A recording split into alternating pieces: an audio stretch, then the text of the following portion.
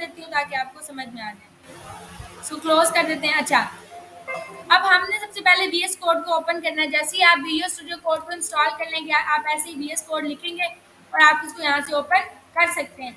आप जब भी ओपन करते हो VS कोड तो आपने जो लास्ट टाइम कोड किया होता है वो आपको शो होता है, ठीक है। जब आप करोगे तो आपको एक ऐसी विंडो स्टार्ट होगी, क्योंकि आपने अभी फ्रेश इंस्टॉलेशन किया। तो मैं एक न्यू विंडो ओपन कर लेती हूँ। आपको इस तरह की विंडो नजर आएगी जिसमें कोई कोड नहीं हुआ होगा, एक वेलकम स्क्रीन आ रही होगी, ठीक है। आप इसको क्रॉस करेंगे। अगर आपने यहाँ पे फाइल बनानी है, फाइल बनाने का तरीका है, फाइल पे जाते हैं और यहाँ पे आ जाती है आपके पास न्यू फाइल, ठीक है। आप न्यू फाइल क्लिक करते हो, वो पूछ रहा है, क्योंकि मैंने पाइथन भी किया हुआ है तो मुझे पूछा कि टेक्स्ट फाइल है, पाइथन फाइल है, जुपिटर नोटबुक है।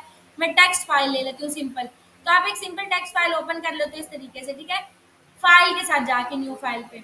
और मैं अगर चाहूँ तो इसके लिए शॉर्टकट की यूज होती है, एन से होता है न्यू, तो कंट्रोल और एन प्रेस करूंगी तो मेरे पास न्यू आ जाएगी फाइल, ठीक हो गया। अब मुझे इसको सेव करना है तो शॉर्टकट की है कंट्रोल एस, और मैं यहाँ से भी जा सकती हूँ फाइल सेव एज, ठीक है।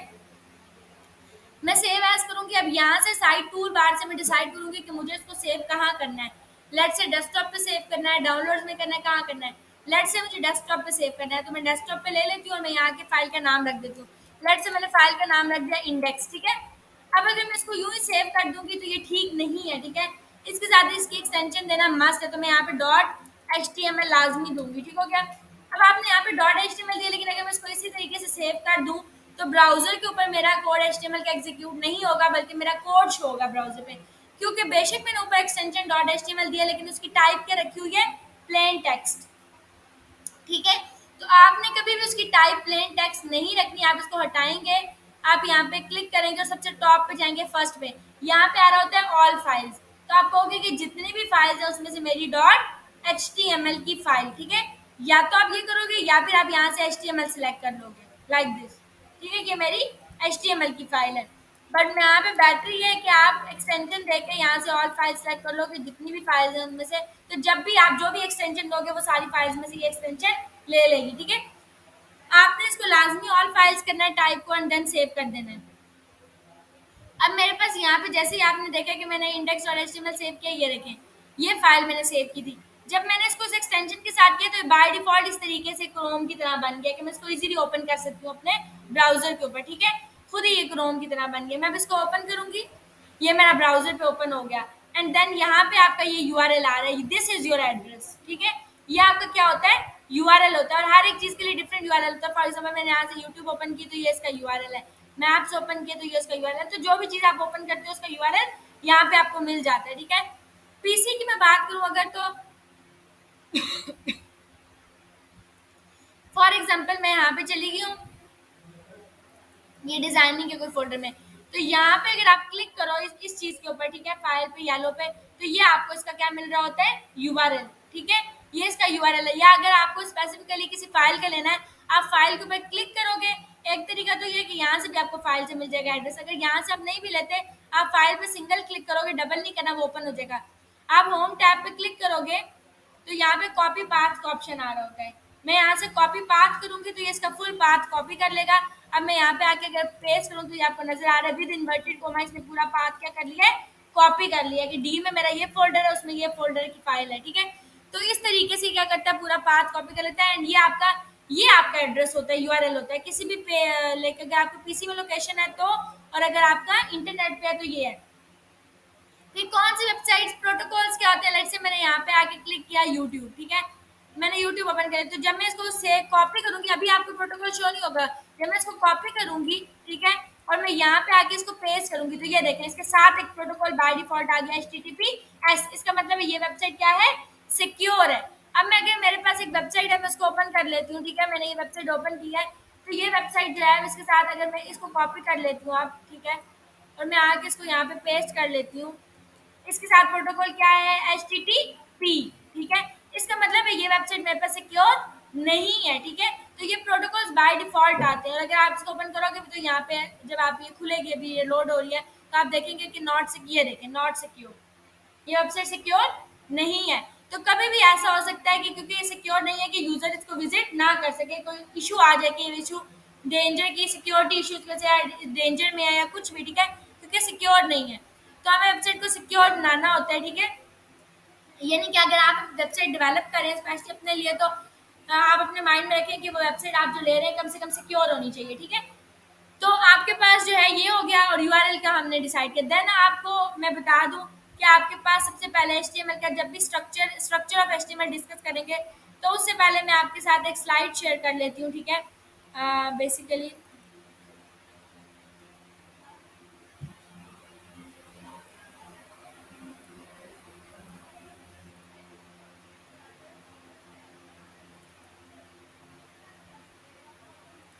ओके, यहाँ पे हमारे पास HTML के डिफरेंट वर्जन हैं, ठीक है। हमारे पास सबसे पहले HTML1 था, ठीक है। HTML1 को हम XHTML भी बोलते थे। XHTML stands for extensible hypertext markup language, जो हमारे पास सबसे पहले थी। अगर हमने वो लेनी थी, जब हम HTML1 यूज करते थे, सबसे पहले हम डॉक्यूमेंट टाइप ये देते होते थे, ठीक हो गया। देन हमारे पास अपडेशन की में नीड थी, क्योंकि बहुत सारी चीजें थी जो कि HTML1 के अंदर इश्यूज थे। हम सेंटर नहीं कर सकते थे चीजों को, टेबल्स के टैग्स नहीं थे, बहुत सारी चीजों के अपडेशन की नीड थी। तो हमारे पास HTML का वर्जन 2 आया, ठीक है। उसके लिए हम डॉक्यूमेंट टाइप ये यूज करते थे। देन हमारे पास HTML3 आया, ठीक है। HTML3 के लिए हम डॉक्यूमेंट टाइप ये यूज करते थे, ठीक है। देन हमारे पास अब HTML3 में पहले से ज्यादा अलाइनमेंट्स और हम सेंटर कर सकते थे, टेबल्स के टैग्स थे, लेकिन स्टिल कुछ इश्यूज थे, ठीक है। तो हमारे पास HTML4 आया, ठीक है। अब HTML4 के अंदर हम ये दोनों चीजें दे सकते थे as a document type. Then हमारे पास अभी जो हम यूज करेंगे, that is HTML5 which is latest version of HTML, ठीक है।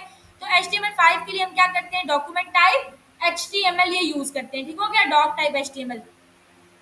तो हम सबसे पहले अपने कोड में ये चीज यूज करेंगे, जो कि ये इंडिकेट कर रही होगी कि हम HTML का वर्जन कौन सा यूज कर रहे हैं, दिस वन। तो ये चीज बता रही है कि हम यूज करें HTML5, ठीक हो गया। फिर हमारे पास स्ट्रक्चर के अंदर क्या आता है, सबसे पहले आ जाता है HTML। ये हमारा पूरा का पूरा HTML का कोड इसके अंदर आ जाएगा, इस HTML के इनसाइड आएगा, ठीक हो गया। अब HTML के अंदर मेनली हमारे पास दो चीजें होती हैं, एक होता है हेड और एक होता है बॉडी, ठीक है। अगर मैं हेड की बात करूं, तो हेड के अंदर हम हेड का काम करेंगे। हेड के अंदर आपने कभी भी बॉडी नहीं देनी है, बॉडी अलग से होती है, ठीक है। बॉडी के लिए आप बॉडी देंगे। अब आपने एक चीज देखी है कि मैं यहाँ पे टैग का नाम ले रही थी, मतलब मैं लिखती थी BODY, मैं इस तरीके से खाली लिखती थी विदाउट लेस देन, तो क्या हो जाता था, ये मेरे पास खुद ही ओपन और क्लोज हो रहा है, ठीक है। तो ये आपका किसके थ्रू आता है, ये आपका एमिट एब्रिविएशन के थ्रू होता है, ठीक है। इसको हम बोलते हैं एमिट एब्रिविएशन, यानी कि वो खुद ही सेंस कर रहा है कि आपको क्या टैग्स देने हैं, ठीक है। यहाँ पे हमारे पास मेनली दो चीजें होती है, एक हेड होता है और एक बॉडी होती है। This is your structure of HTML, ये आपका HTML का स्ट्रक्चर है। आप सबसे पहले क्या दोगे, डॉक्यूमेंट टाइप दोगे, देन आप दे दोगे उसके अंदर HTML, उसमें हेड और बॉडी। तो ये आपके पास क्या हो गया, आपके पास स्ट्रक्चर ऑफ HTML। अब मैं अगर आके इसको ओपन कर लूँ, तो ये आपने देखा कि ब्राउजर में आपको कुछ भी नजर फिल वक्त नहीं आ रहा, क्योंकि आपने सिर्फ स्ट्रक्चर दिया HTML का, उसके अंदर कोई भी कोड नहीं किया, ठीक है। अब अगर मैं इस index.html की बात करूं और मुझे इसको रिप्लेस करना है, मुझे चेंज करना है, आप देख रहे हैं कि जब आप मीट ओपन करते हैं तो आपको यहाँ पे कुछ लिखा हुआ नजर आता है, मीट के अकॉर्डिंग आ रहा है, व्हाट्सएप तो व्हाट्सएप के अकॉर्डिंग आ रहा है। सिमिलरली जब मैं यूट्यूब को ओपन करती हूँ, तो यहाँ पे आपको नजर आ रहा है यूट्यूब, ठीक है। इसी तरीके से मैं अगर यहाँ पे आके ओपन कर लेती हूँ फेसबुक, तो यहाँ पे आपको नजर आ रहा है फेसबुक। तो आपको ये नेम्स डिफरेंट यहाँ पे शो हो रहे हैं, ठीक है। मुझे अगर इसको सेट करना है, तो ये काम आपका हेड के अंदर होता है, ठीक है। हेड के अंदर आप आके क्या दोगे, हेड के अंदर आप आके दोगे टाइटल का टैग। अब टाइटल के अंदर, हेड के अंदर टाइटल होता है, इसका मतलब है कि हेड के क्लोज होने से पहले टाइटल आएगा। अब टाइटल के अंदर आप जो भी टाइटल दोगे, लेट्स से मैंने फेसबुक लिखना था, मैं यहाँ पे लिख देती हूँ फेसबुक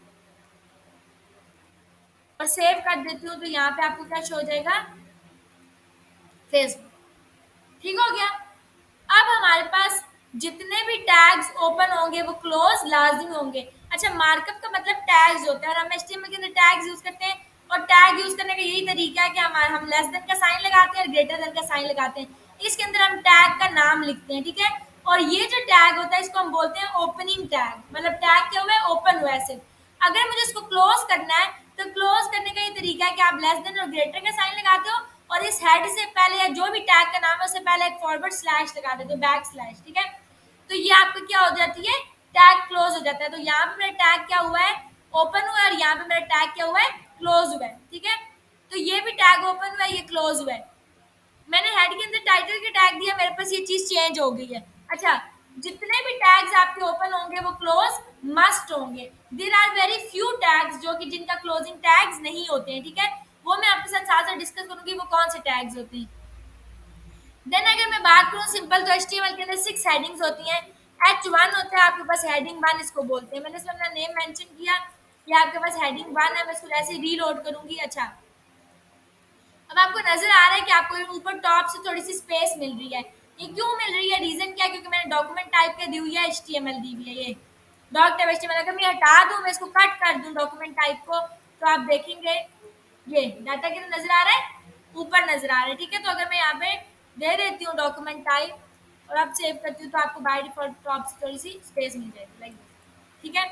मेरे पास हेडिंग 1 जो है वो सबसे बड़ी होती है फॉन्ट साइज में। हेडिंग 2 जो है, अगर मैं सेम चीज उसमें आके लिखूं, ठीक है, हेडिंग 2 में,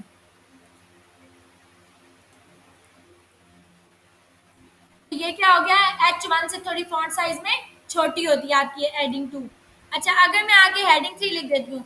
अच्छा, अब मैं इसके अंदर आगे आपको कहूंगी कि जो चीज भी हम टैग के इनसाइड लिखते हैं, हम उसको बोलते हैं इनर HTML, या फिर हम उसको बोल देते हैं इनर टेक्स्ट। समझ आ गई? तो इनर HTML या इनर टेक्स्ट बोलते हैं जो भी हम टैग्स के इनसाइड लिखते हैं। अब अगर आपने कोई टैग, बहुत सारे बच्चे लिखने में मिस्टेक करते हैं कि अगर आपने कोई टैग ओपन और क्लोज कर दिया और उसको सेव कर दिया और इसके अंदर कुछ लिखा नहीं, तो ब्राउजर आपको कुछ भी एग्जीक्यूट नहीं करवाएगा, कुछ भी शो नहीं होगा। रीजन ये है कि आपके पास शो ही वही चीज होती है ब्राउजर पे जो इसके इनसाइड आप लिखते हैं, जो इसके इनर लिखते हैं। तो आपने इनर HTML या इनर टेक्स्ट लाजमी देना होता है हर एक टैग में, ठीक है। सबसे पहली चीज आप इनर HTML देते हो, बाद में बाकी चीजें देते हो, ठीक है। आपके पास टोटल 6 हेडिंग्स होती हैं, जैसे कि H5 हो गया और देन H6, ठीक है। H7 कोई आपके पास हेडिंग नहीं होती, आपके पास टोटल 6 हेडिंग्स होती हैं। और आपको, अब मैंने वो उनको लाइन वाइज लिखा तो आपको क्लियर भी हो रहा है कि H1 फॉन्ट साइज में सबसे बड़ा है, H1 से छोटा है फॉन्ट साइज में H2, H2 से छोटा है H3 and then H4 and H5 and H6 सबसे छोटा है। तो हमारे पास 6 हेडिंग्स होती है। अगर मुझे पैराग्राफ देना है तो मैं लिखूंगी पी का टैग।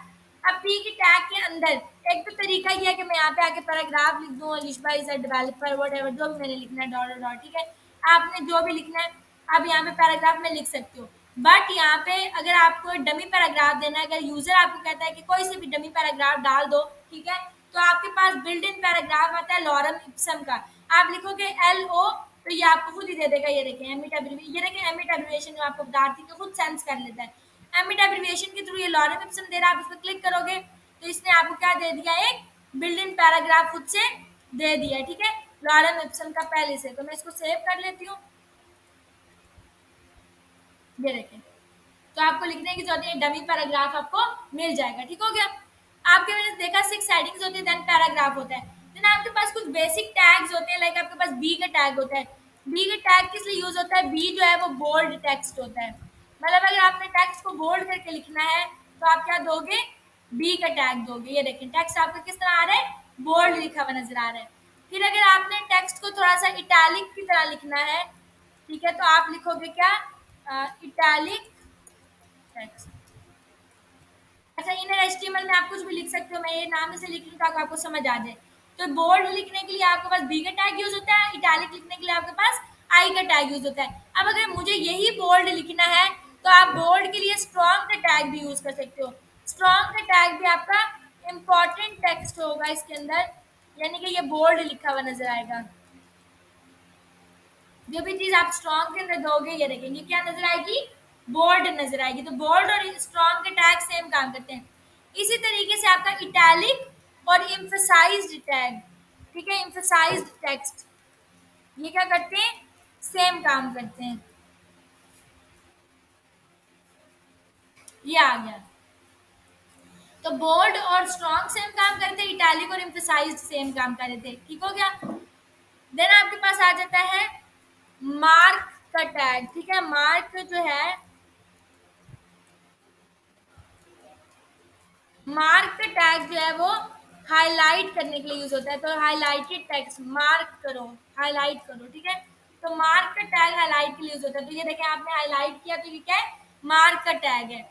देन आपके पास DEL जो होता है, ये दैट इज डिलीटेड टेक्स्ट, तो DEL के अंदर आप जो भी चीज दोगे वो क्या हो जाएगी, ये देखें स्ट्राइक थ्रू आ जाएगा, उसके ऊपर लाइन आ जाएगी दैट इज डिलीटेड टेक्स्ट। ठीक हो गया। देन आपके पास आ जाता है अच्छा अच्छा यू के टैग होता है आपके पास अंडरलाइन टेक्स्ट के लिए।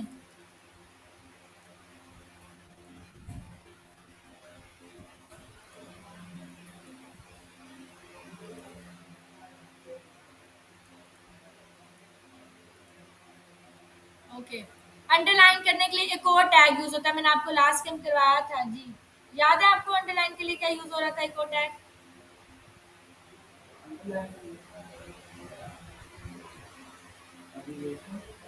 नहीं, एब्रिविएशन ही। अगर आप W3 स्कूल की साइट पे जाएं, इनके HTML में जाएं, जो कुछ उसका टैग का नेम यूज है फॉर्मेटिंग में, नहीं नहीं, इंसर्टेड टेक्स्ट, जो आपके पास INS होता है, इंसर्टेड टेक्स्ट जिसको हम बोलते हैं, ठीक है। ये भी आपको क्या करता है, लाइन करता है। चाहिए मैं साथ ही से लिख रही हूँ, आपको समझ आ जाए कि ये सेम काम करते हैं, ठीक है।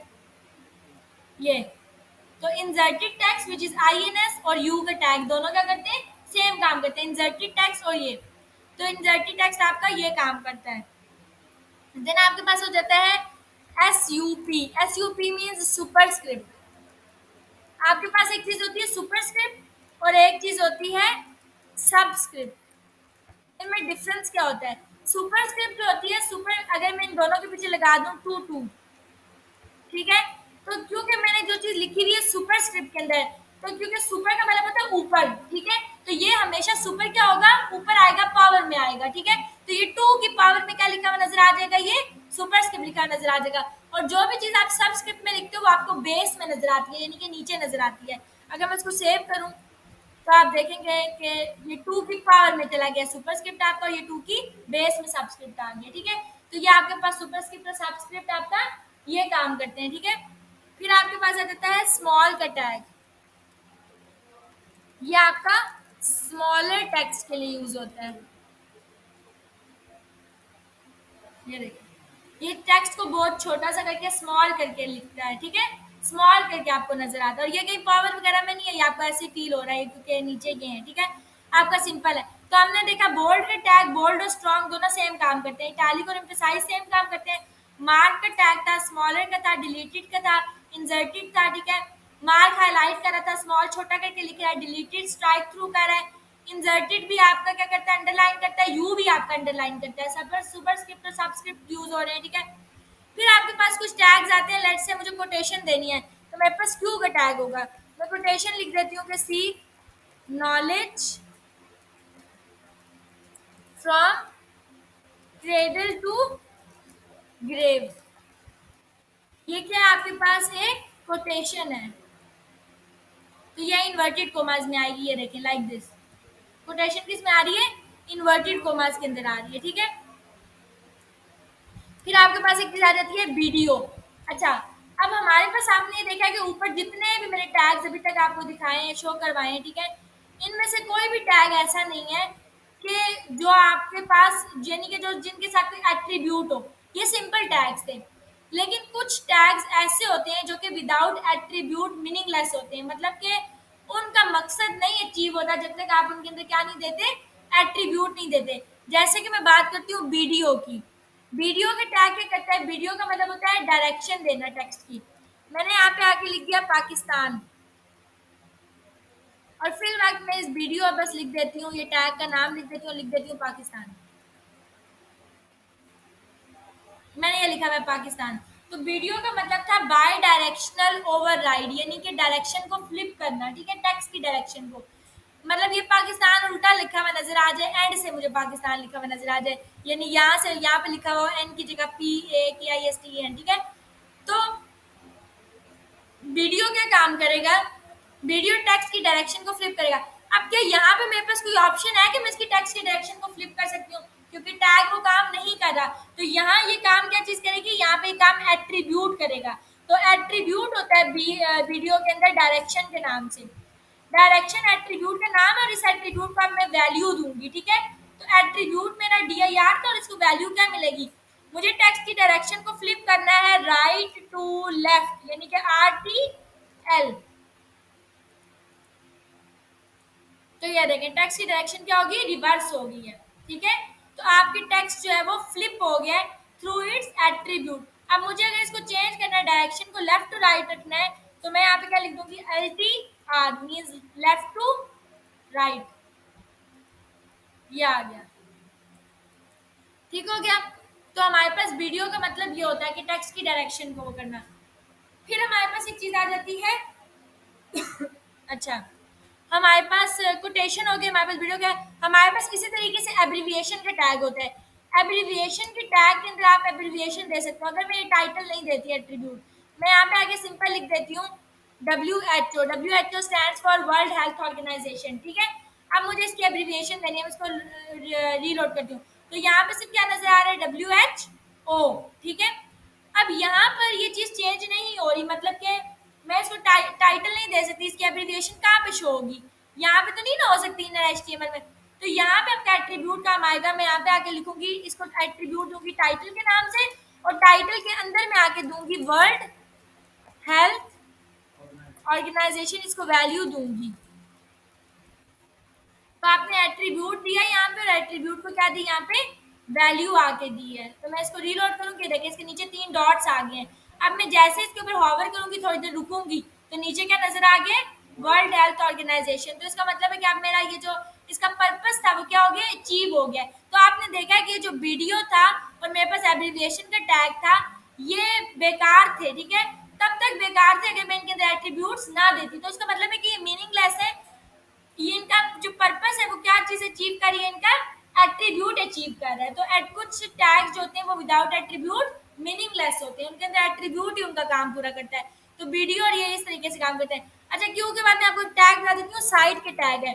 साइट के टैग जो है वो ऑथर के नेम के लिए यूज होता है। ऑथर का नेम आप दोगे, ये आपके टेक्स्ट को थोड़ा इस तरीके से लिखता है, इटैलिक टाइप में। ठीक है, ऑथर का नेम, ये आ गया ऑथर का नेम, नजर आया।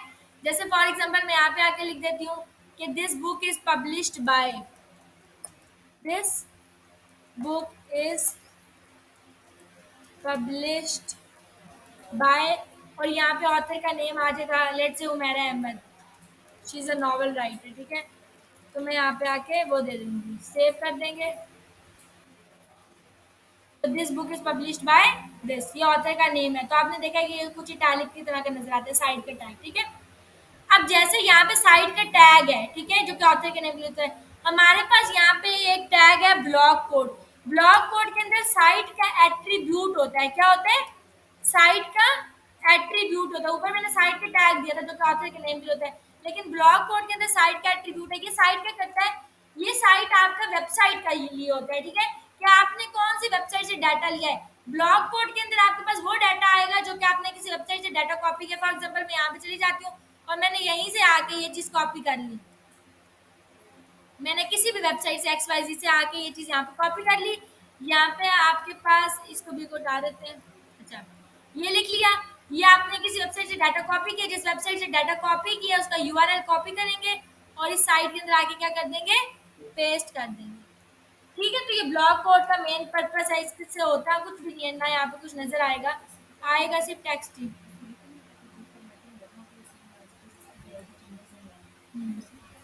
हाँ, ठीक है, तो आपके पास बेसिकली ये जो है वो यूज हो जाएगा, सॉरी, ये आपके पास यूज हो जाएगा।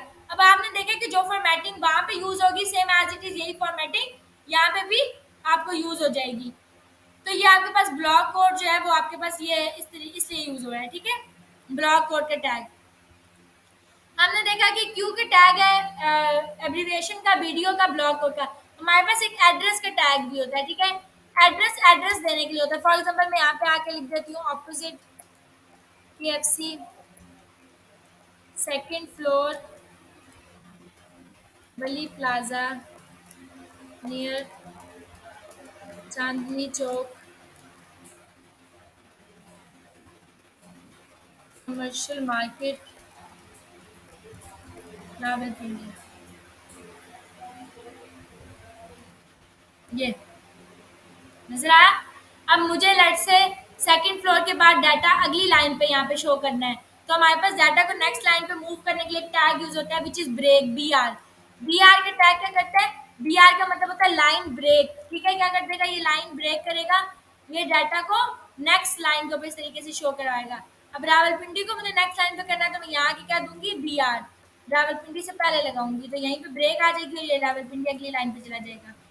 ये समझ आई? तो आप इस तरीके से एड्रेस भी दे सकते हो। अच्छा, यहाँ पे हमने कुछ टैग्स देखे जो कि बेसिक थे। ठीक है, एचटीएमएल का स्ट्रक्चर देखा। ठीक है, आपने देखा कि सारे के सारे टैग्स आपके बॉडी के अंदर यूज हो रहे हैं। ठीक है, मेजॉरिटी टैग्स, जितने भी टैग्स हैं। अच्छा, अब आप लोगों ने एट्रीब्यूट देखा कि कुछ टैग्स होते हैं जिनके अंदर कुछ एट्रीब्यूट्स होते हैं। ठीक है, ये एट्रीब्यूट्स बड़े इंपॉर्टेंट होते हैं।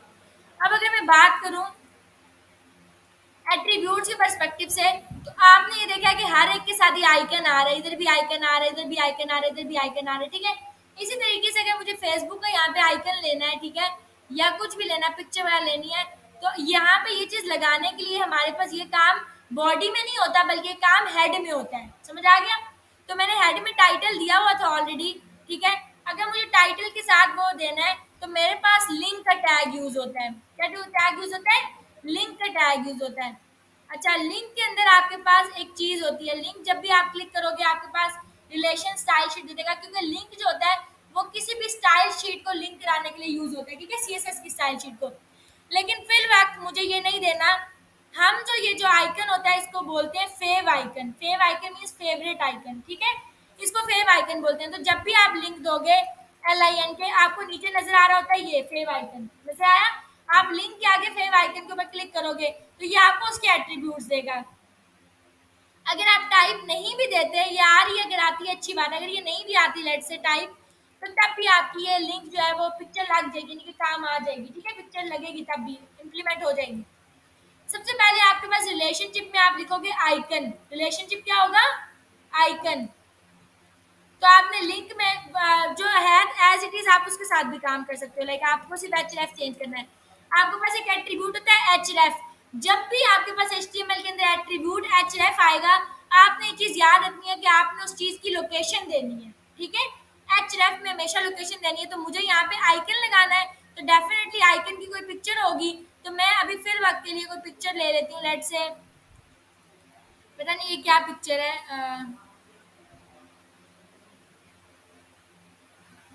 ब्लैंक ही है। हाँ, कोई पिक्चर ले लेते हैं। मैं ये पिक्चर ले लेती हूँ। ठीक है, फॉर एग्जाम्पल, और इसके पाथ को यहाँ से कॉपी कर लेती हूँ, href में आके पेस्ट कर लेती हूँ। तो मैंने आप पाथ दे दिया कि डी के अंदर मेरे पास ये फोल्डर है। लेकिन अगर मैं इसको सेव करूंगी तो ये नहीं आएगी, पिक्चर नहीं आई। नजर आया?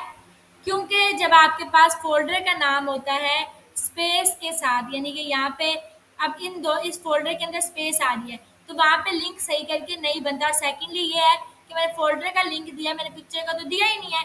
तो आप पहले मैंने आपको बताया था कि आप पिक्चर पर क्लिक करोगे और फिर उसके बाद को क्या करोगे? कॉपी करोगे। अब अगर मैं पिक्चर को क्लिक करके कर रही हूँ तो ये मेरे पास नहीं आ रहा पिक्चर का एड्रेस। तो आप पिक्चर को क्लिक करके होम पे जाओगे और कॉपी पाथ करोगे। ये क्या करेगा? पूरा पाथ कॉपी कर लेगा। तो आप इन्वर्टेड कॉमास भी हटा दो, क्योंकि इन्वर्टेड कॉमास हमें मिल जाते हैं उसके साथ ही। आपको ये आपने पेस्ट किया। ठीक है, अब आपके पास क्या हो गया? इसने आपने उसका सोर्स दे दिया। इफ आई रीलोडेड तो ये देखें, नजर आया? आइकन आपके पास ये आ गया है। ठीक है, ये आइकन आपके पास आया। तो फेवरेट आइकन लगाने का ये तरीका होता है। ठीक है, आप डायरेक्ट भी दे सकते हो लिंक के साथ वेव आइकन। अगर आपने वो नहीं देना तो जो सिंपल तरीका है वो ये है कि आप लिखते हो लिंक। रिलेशनशिप में आप सिर्फ और सिर्फ ये चीज आप बताओगे यहाँ पे, और रिलेशन में लिखोगे आइकन, और href में आके वो URL दे दोगे, तो भी आपके पास पिक्चर आ जाएगी। ठीक, समझ आए? तो आपके पास इस तरीके से आप वो देते हो।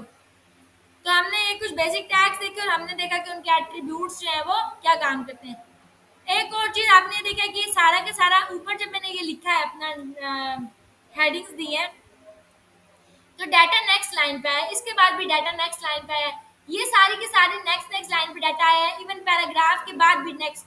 लेकिन ये सारे के सारे टैग्स एक ही लाइन में क्यों आए हैं? इसकी वजह क्या है? ये सब क्यों नेक्स्ट लाइन में नहीं आए हैं? तो इसकी वजह ये है, इसलिए नहीं आए हैं क्योंकि कुछ टैग्स ऐसे होते हैं जो कि स्टैंड लॉन एलिमेंट होते हैं, या हम कहते हैं inline element. Stand lawn element या इनलाइन एलिमेंट होते हैं, और वो कौन से होते हैं, वो उतनी सी जगह लेते हैं जितनी रिक्वायर्ड होती है। मतलब अब यहाँ पे उसको मैंने जितना टेक्स्ट लिखा है ये सिर्फ इतनी सी जगह लेगा, बाकी अपने आगे जगह को छोड़ देगा। समझ आ गई? तो हमारे पास जो कंटेन कुछ एलिमेंट्स ऐसे होते हैं जो कि कंटेनर एलिमेंट्स होते हैं या ब्लॉक लेवल एलिमेंट होते हैं। तो ब्लॉक लेवल एलिमेंट या कंटेनर एलिमेंट्स कौन से होते हैं, जो कि फुल कंप्लीट रो लेते हैं। मतलब आप देखें, इसके बेशक टेक्स्ट में इतना सा लिखा है, लेकिन ये यहाँ से लेके यहाँ तक फुल वन रो लेगा। और इसको यहाँ से लेके यहाँ तक नहीं चाहिए डाटा, बल्कि ये वाली रो भी चाहिए होती है। मतलब इसको इसको पूरी रो चाहिए वन, ये वाला बिट पीछे भी, पिछली वाली भी चीज चाहिए, अगली भी, ये अपने पीछे भी और आगे भी किसी को फिक्स नहीं होने देते। तो इसको पूरी रो पे डाटा आता है अकेले। तो मेरे पास स्टैंड लॉन एलिमेंट के आगे अब देखें किस सूरत में मेरे पास दोनों एक ही लाइन पे आ जाएंगे। अगर मैं यहाँ पे आपको बोलूँ कि यहाँ पे मैं आके इसके बाद एक स्टैंड लॉन एलिमेंट लिख देती हूँ, या लेट्स से मैं इस बोल्ड टेक्स्ट के बाद, ठीक हो गया, यहाँ पे मैंने बोल्ड टेक्स्ट लिखा, बोल्ड टेक्स्ट के बाद मैं यहाँ पे आके हेडिंग दे देती हूँ, क्या वो हेडिंग अगली रो पे आएगी या फिर वो उसके आगे आ जाएगी? जी नायत, मैंने बोल्ड टेक्स्ट लिखा हुआ है ना, मैं इसके बाद आके हेडिंग लिख देती हूँ। ठीक हो गया, हेडिंग लिख देती हूँ, यही हेडिंग दे देती हूँ H1 इसके बाद। ठीक है, क्या वो इसके आगे आएगी या अगली रो पे आएगी? क्यों? इसका ये पूरा रोल नहीं लेते। पूरा रो नहीं लेता, ये स्टैंड लॉन एलिमेंट है। ठीक हो गया, हम चेक कर लेते हैं। मैं बोल्ड के बाद आके हेडिंग दे देती हूँ।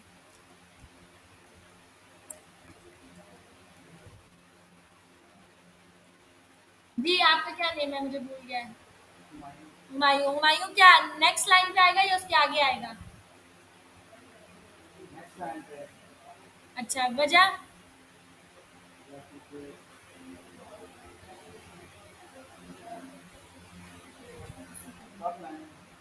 जी अच्छा, इसको चेक कर लेते हैं। ये डाटा नेक्स्ट लाइन पे आएगा। आपका आंसर ठीक था, लेकिन आपको रीजन नहीं पता थी।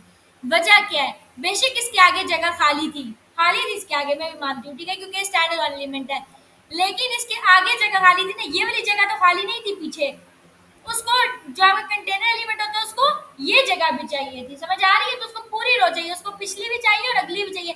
तो उसके आगे पीछे बोल्ड टेक्स्ट लिखा हुआ था, उसको ये जगह नहीं मिल रही थी, तो इस वजह से वो नेक्स्ट लाइन पे आ गया। तो कौन सी सिचुएशन ऐसी है, अगर मैं इसको हटा दूं, जिसमें दोनों जो आपके टैग्स है वो एक ही रो में आएंगे? वो किस सूरत में आएंगे? जब दोनों स्टैंड अलोन होंगे। समझ आ गई है? यानी ये भी स्टैंड अलोन है और ये भी स्टैंड अलोन है। तो यहाँ पे जितने भी मैंने टैग्स दिए, ये सारे के सारे क्या है? स्टैंड अलोन एलिमेंट्स हैं। समझ आ गई? और एलिमेंट और टैग दोनों एक ही चीज होती है। जब मैं आपको एलिमेंट बोलूंगी या मैं आपको टैग बोलूंगी, तो उसका मतलब है कि दोनों एक ही चीज है।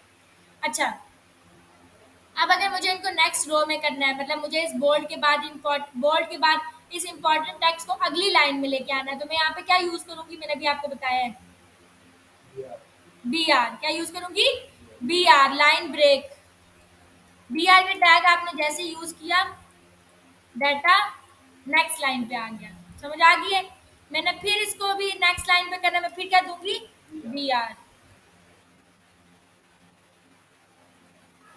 फिर बी आर। तो क्या ये सही प्रोसीजर है कि मैं बार बार बी आर देती रहूँ? मतलब अगर मेरे पास 1000 टैग्स हैं जो कि स्टैंड अलोन मैंने डाले हुए हैं, तो क्या मैं सबको बी आर देती रहूंगी? अच्छा, शॉर्टकट की क्या है?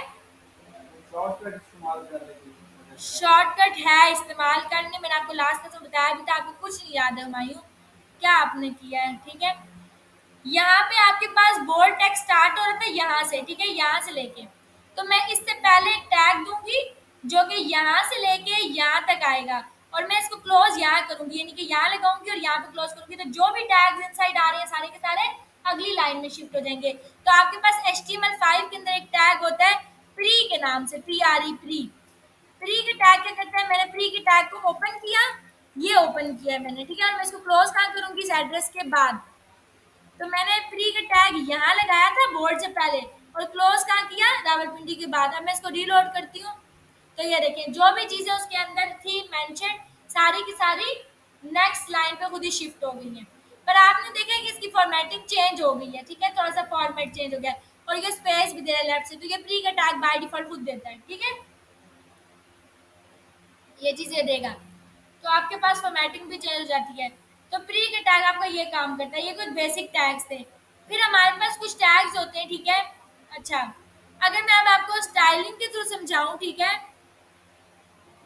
स्टैंड अलोन और कंटेनर एलिमेंट का डिफरेंस, तो यहाँ पे आपके पास ये स्टैंड अलोन एलिमेंट्स थे और ये कंटेनर एलिमेंट था। मैं दोनों को स्टाइल देती हूँ, ठीक है, मैं दोनों को बैकग्राउंड कलर देती हूँ। तो स्टाइल देने के लिए आपके पास स्टाइल का एट्रीब्यूट यूज होगा, ठीक है, और इसमें मैं वैल्यू दूंगी। तो यहाँ पे मैं आके दे देती हूँ लेट से बैकग्राउंड कलर ब्राउन, ठीक है। अच्छा, आपने एक चीज याद रखनी है, हमने देखा कि HTML के अंदर जब हम दे रहे थे तो हम इसको एट्रीब्यूट बोल रहे थे और इसको वैल्यू बोल रहे थे, समझ आ गई है।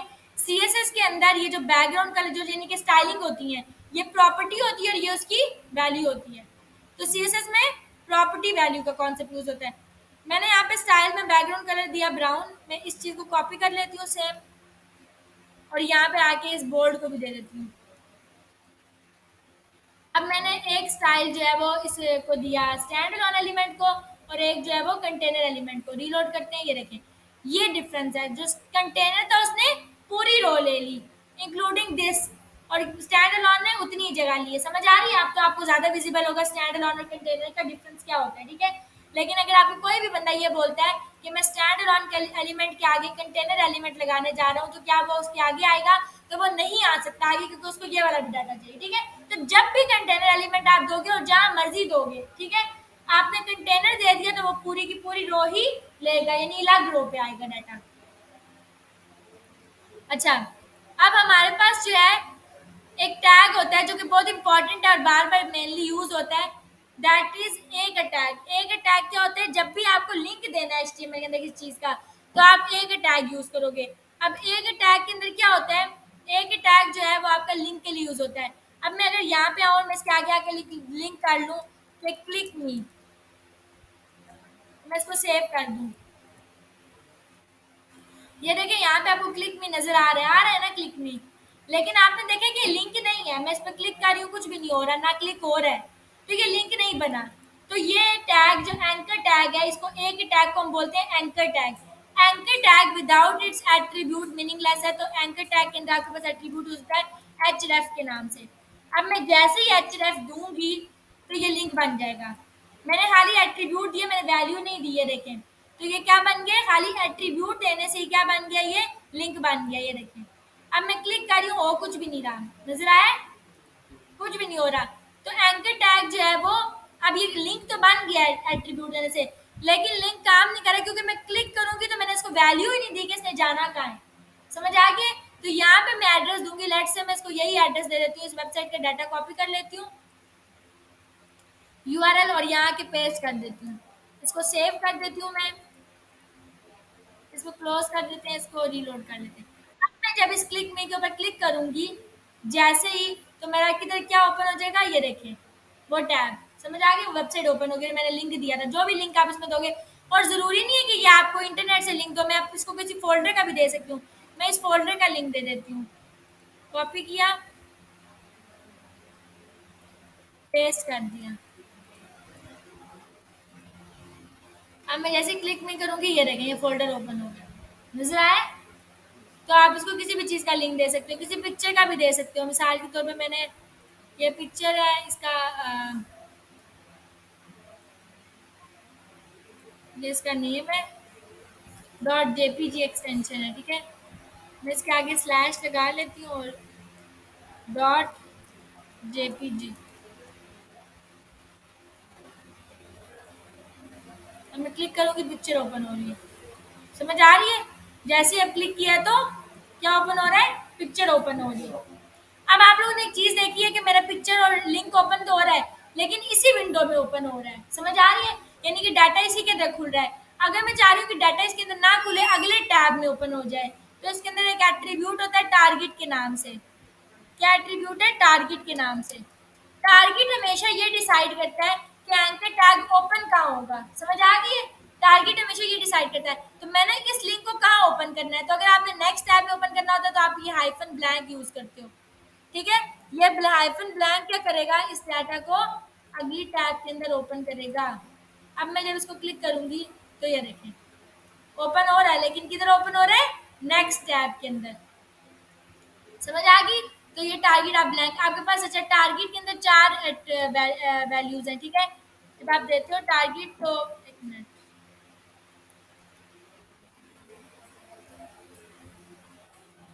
नजर आया? ये 4 ब्लैंक, पेरेंट, सेल्फ और टॉप। आपको ये पता होना चाहिए कि इसके अंदर 4 एट्रीब्यूट्स हैं, लेकिन ये तीनों डाटा वहीं ओपन करते हैं, ब्लैंक सिर्फ क्या करता है, नेक्स्ट में ओपन करता है। समझ आ गई? तो ये आपका ब्लैंक हो गया।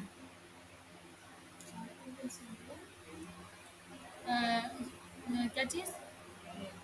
Blank, parent, self, parent, self, self, ठीक है। ओके, हाँ टॉप ही है। अच्छा, अब आपके पास ये एंकर टैग आ गया। देन अगर आपने यहाँ पे लगानी है इमेज, ठीक है, कोई इमेज लगानी है तो आप लगाओगे IMG का टैग, ठीक है। IMG के अंदर वही बात है, इमेज अगर मैं सिंपल लिख देती हूँ इस तरह करके कि IMG और मैंने इसको क्लोज कर दिया, इमेज का कोई क्लोजिंग टैग नहीं होता, ठीक है, ओपनिंग टैग होता है खाली। IMG मैंने दे दिया तो IMG का कोई मकसद नहीं है, क्या इससे इमेज आ जाएगी? नहीं आएगी, नहीं आ सकती ना। तो इमेज अगर आपने देनी है तो इमेज के अंदर एट्रीब्यूट्स होते हैं, ठीक है। इमेज के अंदर 2 एट्रीब्यूट्स होते हैं, एक होता है SRC का मतलब होता है सोर्स, ठीक है, और एक होता है ALT stands for alternative text, ठीक है। ये दोनों बड़े इंपॉर्टेंट एट्रीब्यूट्स हैं। इमेज अगर किसी भी वजह से ओपन नहीं हो रही है, अगर मैं इसको सेव कर देती हूँ तो अभी आपको इमेज शो ही नहीं होगी। ये देखें, नहीं आ रही ना इमेज, क्योंकि आपने अल्टरनेटिव टेक्स्ट नहीं दिया। अगर इमेज किसी वजह से आपको शो नहीं हो रही है तो आप इसके अंदर अल्टरनेटिव टेक्स्ट दोगे कि अगर इमेज नहीं ओपन हो रही तो क्या इशू हो सकता है कि इमेज नहीं ओपन हो रही। तो यहाँ पे आप कुछ भी लिख सकते हैं। लेट्स से आप कह देते हैं कि सर्वर इश्यूज हैं, इसको सेव कर देंगे आप। ये देखें, अच्छा, अब आपने देखा है कि जब मैंने ये सर्वर इश्यूज नहीं दिया हुआ था, या कोई भी अल्टरनेटिव टेक्स्ट आप दे सकते हैं, ठीक है। ये अगर आपने नहीं दिया हुआ तो आपको इमेज शो नहीं हो रही, ठीक है, किसी भी वजह से।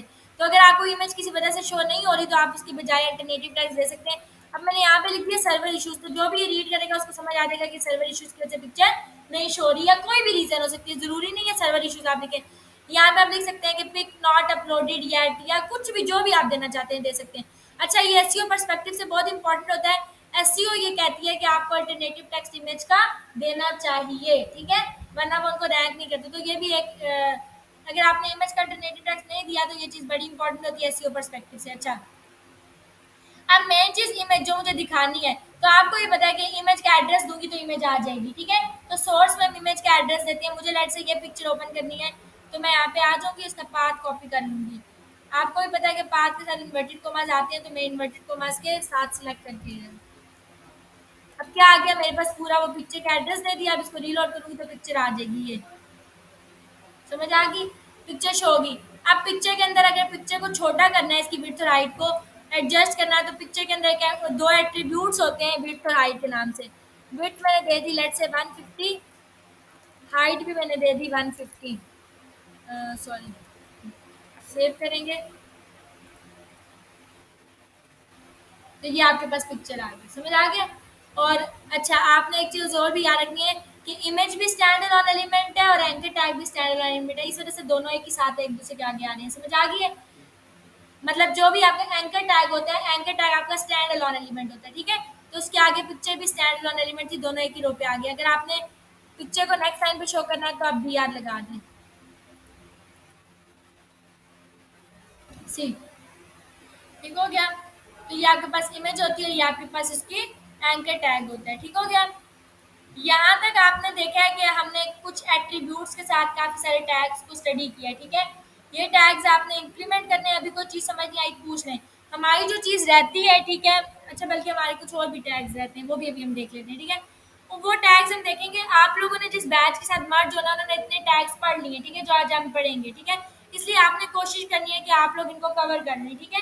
तो आप लोगों ने घर जाके इसकी प्रैक्टिस करनी है और मुझे चेक भी कराना है, ताकि मैं देखूँ, जिस तरह अभी आज हम आई हूँ, आपको बहुत सारी टैग्स का नहीं पता, तो मेरे लिए तो इशू नहीं होगा, मैं बैच के साथ एडजस्ट कर दूंगी। बट आपके लिए डिफिकल्टीज हो जाएंगी। वो जो बच्चे हैं वो प्रैक्टिस कर चुके हैं, ठीक है, मैंने उनको एक एक टैग, उनके पास क्योंकि टाइम था, अब आपने उनके साथ मर्ज होना है तो डेफिनेटली आपको ये चीज़ें जल्दी ग्रैब करनी है, ठीक है। तो आपने इस वजह से इनकी जितनी ज़्यादा प्रैक्टिस करेंगे उतनी ज़्यादा आपका हाथ बैठेगा, उतना ज़्यादा चीज़ें आपको आएंगी। तो इस बैटरी की आप प्रैक्टिस करें, वरना आपसे चीज़ें नहीं होंगी, क्योंकि उन बच्चों से इतनी प्रैक्टिस के बाद भी अब जब उनको टास्क देती हूँ वो आपके सामने कल नहीं हो रहे थे उनसे, ठीक है। तो आपसे बिल्कुल भी नहीं होंगे, इस वजह से आपने इनकी प्रैक्टिस लाजमी करनी है। अच्छा, नेक्स्ट में हम इंशाल्लाह मैं कोशिश करूँगी कि उनको आगे ना लेके जाऊँ, तो आप लोगों को सीएसएस का थोड़ा सा मैं आइडिया, जितनी चीज़ें सीएसएस में उनको करवाई हैं आप भी कर लें, ठीक है। तो टास्क आप भी कर लें, ताकि एक दफ़ा टास्क हो जाए तो मुझे पता चले कि थोड़ा सा आपका चल पड़ा है सिस्टम, फिर मैं आगे चलूँ, ठीक है।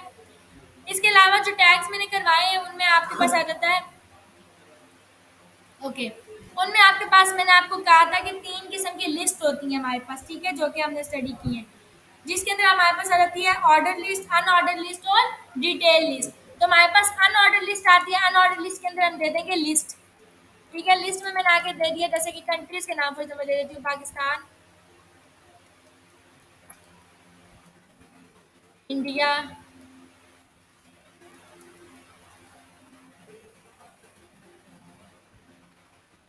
कुछ भी डाटा आपने लिस्ट में लिखना है इस तरीके से।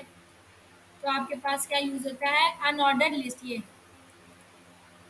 अच्छा, अगर मैं इसको कमेंट कर दूँ ऊपर वाली चीज़ों को, अगर ऊपर वाली चीज़ों को आपने किसी भी चीज़ को कमेंट करना होता है, आप सिलेक्ट करते हो डाटा ये, और कंट्रोल और बैक स्लैश प्रेस करेंगे, तो क्या हो जाएगा, ये कमेंट हो जाएगा, ठीक है। और जो ब्राउज़र होता है वो उस चीज़ को एग्जीक्यूट नहीं करवाता जो चीज़ कमेंट होती है, ठीक है। वो डाटा सिर्फ रीड करता है, एग्जीक्यूट नहीं करवाता सी। बाकी कमेंट करते हैं ताकि आपको विजिबल हो, और मैं स्क्रीन को थोड़ा सा जूम कर लेती हूँ। नज़र आ रहा है? ये देखें, ये आपके पास क्या हो गए, आपके पास अनऑर्डर लिस्ट है, ठीक है। ऑर्डर लिस्ट कैसी होगी, ऑर्डर लिस्ट के अंदर 1 2 3 होंगे। ऑर्डर लिस्ट के अंदर मैं यही लिस्ट दे देती हूँ तीनों, एल आई आप इसके अंदर भी दोगे, ऑर्डर लिस्ट के अंदर एल आई लिस्ट। तो हमारे पास अनऑर्डर लिस्ट में बुलेट पॉइंट्स आते हैं बाय डिफॉल्ट, ऑर्डर लिस्ट में 1 2 3 आता है, ठीक है। ऑर्डर लिस्ट के अंदर एक एट्रीब्यूट आता है टाइप के नाम से। अब ये देखिए, टाइप ये डिसाइड करता है कि आपने 1 2 3 से स्टार्ट करना है, कैपिटल एबीसी से स्टार्ट करना है, स्मॉल एबीसी से स्टार्ट करना है, कैपिटल आई से। मैंने कैपिटल आई ले लिया फॉर एग्जांपल, तो ये आई से स्टार्ट हो जाएगा लाइक दिस, ठीक है। आपने अगर दे दिया स्मॉल आई,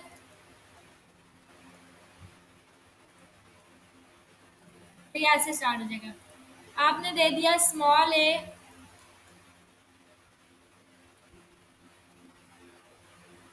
ठीक हो गया। इसी तरह कैपिटल ए बी सी,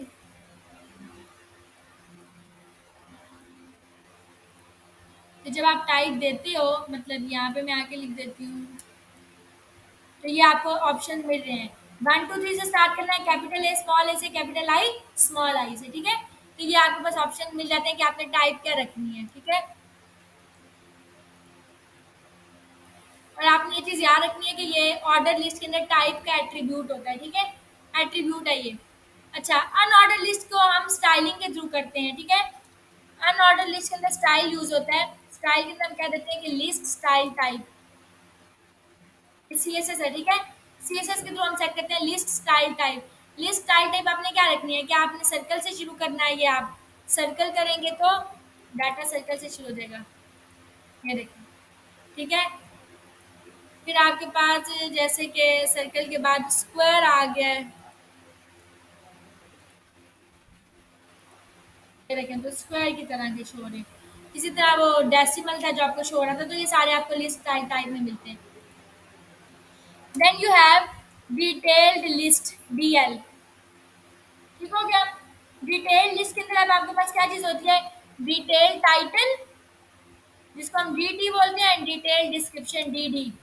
तो टाइटल मैंने फॉर एग्जांपल दे दिया कंप्यूटर, और उसकी डिस्क्रिप्शन मैंने दे दी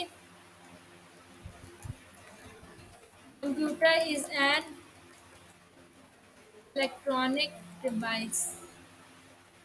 तो जैसे आप देते थे बचपन में हेडिंग और उसके ये, ठीक हो गया। तो this is detail title and this is detail description, ठीक है। अच्छा, देन आपके पास टैग्स यूज होते हैं वीडियो और ऑडियो के, ठीक है। आपने वीडियो देना है तो आप लिखोगे वीडियो। अच्छा, वीडियो के साथ आपको ने देखा है कि आपको यहीं पे सोर्स का टैग मिलता है, ये चीज़ गलत है, यहाँ पे आप नहीं देंगे। आपने वीडियो के अंदर सोर्स का टैग होता है, ठीक है,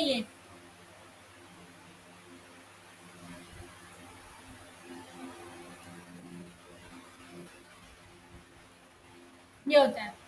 सोर्स के अंदर एसआरसी का एट्रीब्यूट होता है, टाइप का एट्रीब्यूट होता है, ठीक हो गया।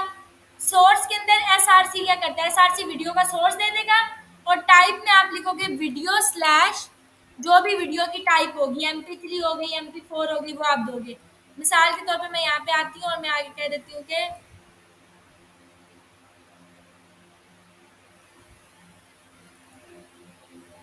ये कोई वीडियोस हैं, फॉर एग्जांपल ये हो गई, ठीक है। आपने इसके पाथ को कॉपी कर लेना है। अब यहाँ पे वीडियो की एक्सटेंशन क्या है, .mp4, MP4 है ना एक्सटेंशन, तो आप यहाँ क्या लिखोगे, इसकी टाइप वीडियो स्लैश, समझ आ गई। तो आपने टाइप में इसकी जो एक्सटेंशन होगी वही यहाँ पे टाइप आएगी, ठीक है, वीडियो की। मैं आगे इसको रीलोड कर लेती हूँ, ये वीडियो आ जाएगी, इतनी बड़ी है, देखिए। तो वीडियो को सेट करना है तो वीडियो की हाइट और विड्थ देंगे। अब आपने सोर्स के अंदर आके हाइट और विड्थ सेट नहीं करनी, हाइट विड्थ क्योंकि वीडियो की है तो किस में देंगे, वीडियो का एट्रीब्यूट होता है विड्थ और हाइट। अब मैं आगे इसको लेट से कह देती हूँ 200, इसको भी कह देती हूँ 200,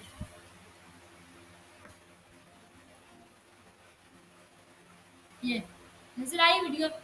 अब आपने देखा कि वीडियो ओपन नहीं हो रही, कुछ भी खाली पिक्चर शो हो रही है वीडियो की, तो वीडियो के कंट्रोल्स नहीं है, तो वीडियो के अंदर आप यहाँ पे आके लिखोगे कंट्रोल्स, क्या लिखेंगे, कंट्रोल। कंट्रोल्स, तो ये वीडियो के कंट्रोल्स दे देगा, ये समझ आ गई। अब अगर आप इसको ये देखें, जो भी ओपन करना है वो ओपन हो जाएगा। अब आप ये चाह रहे हैं कि अगर ये ऑटो प्ले हो जाए खुद से, मतलब मैं इसको रीलोड करूं तो ये प्ले खुद से हो जाए, तो यहाँ पे आप लिखोगे ऑटो प्ले। बट अगर आपको मैं दिखाऊं आउटपुट, ऑटो प्ले खुद से नहीं होता है, ये देखें, ठीक, ठीक है, ज्वाइन करें दोबारा, ओके। आपने देखा कि ठीक है, आप अगर इसको ओपन करते हो वीडियो ओपन हो रही है, ठीक है, ये मेरी आवाज़ है जो बैक पे कुछ इस तरह से थी। लेकिन अब यहाँ पे देखें ये ऑटो प्ले आपका इस तरीके से काम नहीं करता, अगर मैं इसको रीलोड करूँ तो ये ऑटो प्ले नहीं काम कर रहा, खुद से प्ले नहीं हो रहा। तो ऑटो प्ले आपका म्यूटेड के साथ काम करता है, तो आप यहाँ पे लिखोगे ऑटो प्ले म्यूटेड, ठीक है, म्यूटेड के साथ काम करेगा ये। मैं रीलोड करूँ तो ये देखें आप खुद से ओपन हो गई है, ठीक है, वीडियो। जैसे ही मैंने ये रीलोड किया, ये देखें वीडियो खुद से ओपन। तो ये आपका ऑटो प्ले म्यूटेड ये काम करता है, तो ये आपका वीडियो का टैग है। वीडियो के बाद आपके पास ऑडियो का बिल्कुल सेम टैग होता है, सिर्फ आपका ऑडियो आता है, सारा कुछ सेम है। ऑडियो, ऑडियो के अंदर आपके पास आ जाएगा सोर्स, सोर्स में आपके पास आ जाएगा SRC और टाइप, टाइप में आप लिख दोगे ऑडियो स्लैश जो भी ऑडियो की टाइप होगी वो, SRC में आप उसकी वो लिख दोगे। अब वीडियो के साथ आप ऑडियो, अगर मैं आपको इस तरीके से शो कराऊँ अभी, तो आपको नहीं शो होगा ऑडियो। अगर आपको ऑडियो शो कराना है तो आप ऑडियो के साथ क्या लिखोगे, कंट्रोल्स। वीडियो का भी सेम चीज़ होती है, कंट्रोल्स आपको देने पड़ते हैं, फिर जाके वीडियो का स्ट्रक्चर शो होता है। ये आ गया, कंट्रोल्स आ गए, ठीक है। और यहाँ पे भी सेम काम करता है आपका ऑटो प्ले और म्यूटेड,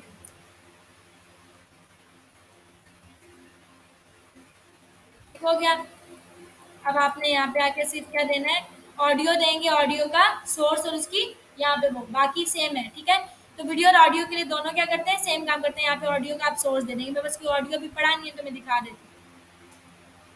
अच्छा, अक्सर ऐसा होता है कि आप लोगों की एक्सटेंशन कुछ चेंज भी होती है, तो समटाइम्स ये नहीं हो रहा होता, ठीक है। तो ज़्यादातर ये MP3, MP4, M4A इस तरह की वीडियोस ले लेता है, ठीक है, ऑडियोज ले लेता है। स्पेशली पाइथन में आपने देखा होगा कि ये एक्सटेंशंस काम नहीं करती, ज़्यादातर M4A इस तरह की काम करती एक्सटेंशंस, ठीक है। तो आपने ये चीज़ देख लेनी है कि आपके पास ये ऑडियो की टाइप चेंज करके देख लेनी है, अगर इनकेस आपकी नहीं आ रही, ठीक है। तो ये हमारे टैग्स थे जो कि हमने अभी तक पढ़े हैं, ठीक हो गया। ये बस टैग्स हैं, इतने ज़्यादा नहीं है, बहुत बहुत थोड़े से टैग्स, अगर आप उनकी प्रैक्टिस करें तो ये आपको इजीली आ जाएंगे, ठीक है। ये आप लोगों ने सही करके इसकी प्रैक्टिस करनी है इन टैग्स की। नेक्स्ट क्लास में इंशाल्लाह हम CSS की तरफ मूव करेंगे, मैं आपको बताऊंगी हमारी CSS की टाइप्स क्या होती हैं और